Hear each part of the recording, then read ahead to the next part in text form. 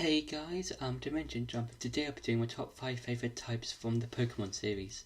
Now, ever since Pokemon was released back in the 80s or 90s, that we have been given a lot of different types, like the Fairy type, the Flying type, the Dragon type, the Ice type, etc.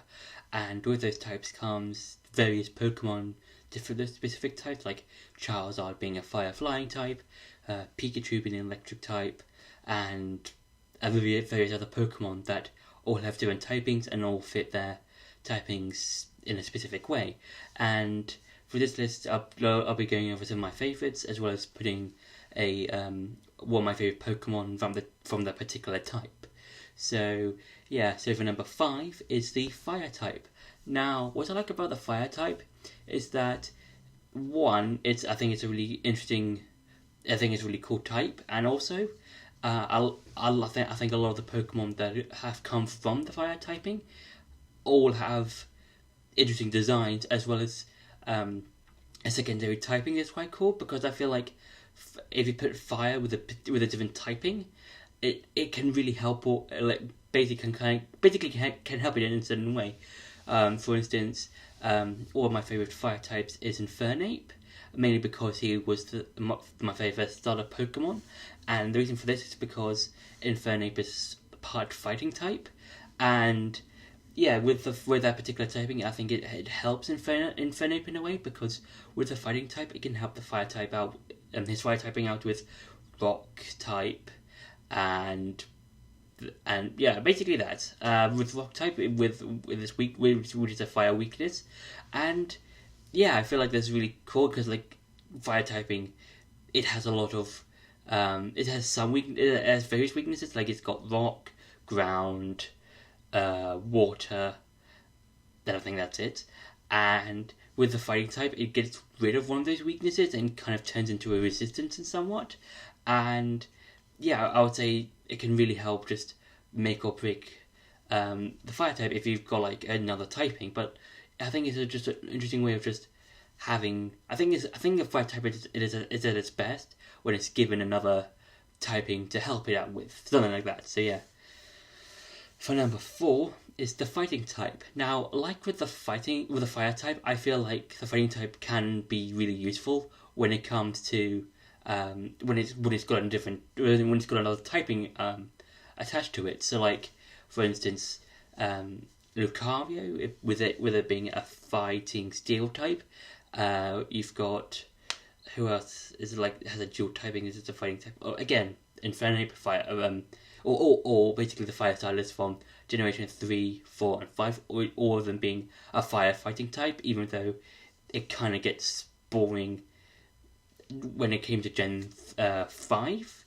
But yeah, I really enjoy the fighting type, because if you give it another typing, like for the Fire type, it can really help it out with various things. For instance, with Lucario, with it getting the Steel typing, it gets rid of, again, one of its weaknesses, that being the Fairy type that was introduced in Gen 5, Gen 6. And yeah, and I think there are a lot of, as I said before, a lot of really interesting Fairy types. Like, you've got Lucario, you've got Infernape, you've got who else have you got? You just got a lot of really interesting fighting types that are really cool to use, I would say. And yeah, I think it's just a really interesting type to have in your team. For number 3 is the Dark type. Now, what I like about the Dark type is that I think it's mainly due to the amount of Pokemon that have this typing. For instance, Umbreon. I think Umbreon is probably my favourite Dark type, or one of my favourite Dark types. I do also like Crocodile. That's another favourite Dark type that I like, and a Pokemon that I quite like to use, mainly because it's basically the MVP of my Black and White team, because it has some pretty good moves, like with Crunch, Dig, Brick Break, Stone Edge, or Dragon Claw, depending on how I'm feeling of which move to use at the time, as well as the ability Moxie, which is basically a move that raises a Pokemon's attack stat by 1.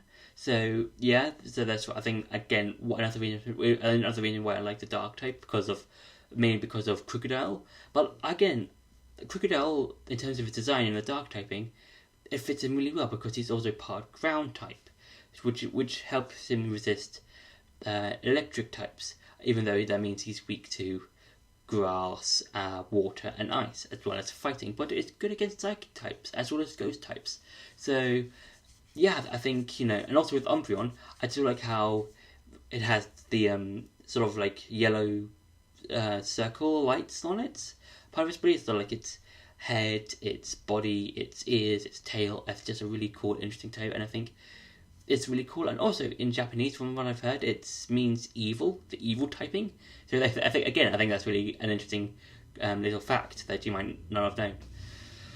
For number 2 is the dragon type. Now, I really like the dragon types because dragons in the game, or in the Pokemon series, I would say, a lot of the dragons have progressively gotten better in terms of design. Because you've got, in the original games, you had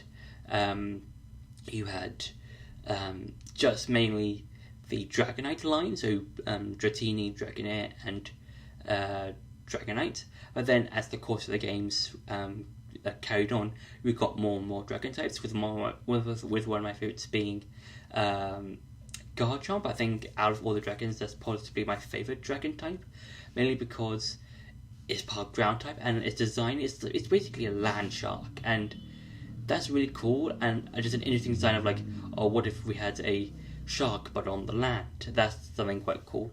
I also like Haxorus. I think Haxorus is another nice dragon type. I think it would have been cool if he had been given an additional typing, maybe. I don't know if it could have, maybe like with Hydreigon, maybe he had been given the dark typing, but I'm not too sure if that would have fitted Haxorus too well if it just had the dragon typing, because it's an awesome dragon type. I feel like it could have just been given maybe an additional typing, maybe a steel type, maybe, so that because it got those two big axe-looking things on its face. Maybe maybe because of that, it could have been given the steel typing, so that it could have resisted when Gen 6 came out. It could have resisted fairy types, maybe. But that's just my personal opinion. And for number 1 is the ghost types. Now, I really like the ghost types because it's mainly because I think they have some of the best designs when it comes to it. Because there are some like really iconic ghost types like Gengar. He's like a really iconic ghost type. Even if you don't, because like Garchomp, he's just I think he's like somewhat of the poster boy, in my opinion, of the ghost types. Even if you don't like Gengar that much, you probably might have seen him around about here and there. But then there are also other ghost types like Spiritomb, Sableye, and one of my favourites, Decidueye. I really like Decidueye, mainly because it's a grass ghost type, and you don't really see that. The only other one I can think of is Trevenant from Gen 6, and with Decidueye, it's basically just a ghost owl, which is also part grass type, and I think that helps it with Decidueye in design wise, because it's basically got the whole ghost or the whole grass type aesthetic to it. But then you've also got the ghost type with it as well, which is quite interesting. But yeah, I would say the ghost types are an interesting typing, because like you can give them, again, like with the fire and fighting types, you can give them any other types to help them. So like with Gengar, he's a ghost poison, Decidueye grass ghost, Spiritomb dark and ghost, and you can give them so many different moves or different types that each move will help the other, which I think is really cool. And I just feel like the ghost types are probably have some of the best designs in the whole game or in the whole series.